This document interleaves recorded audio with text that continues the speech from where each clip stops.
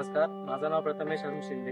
मी कोकण कृषी विद्यापीठ दापोली येथून वनशास्त्र महाविद्यालय येथे 4थ्या वर्षे शिकत आहोत आणि आम्ही इकडे आमच्या 30 दिवसीय बांबू हस्तकला प्रशिक्षणासाठी इकडे आलो आहोत आणि इकडे आम्हाला बांबूपासून वेगवेगळे हस्तकला कसे करायचे हे शिकवण्यात आले.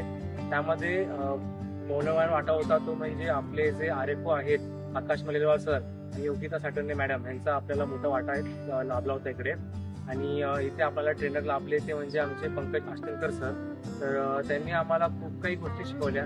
ते कुशल कारागीर असूनच उत्तम शिक्षक पण आहेत आणि त्यांच्यामुळे आम्हाला बांबू विषयी खूप काही माहिती मिळाली.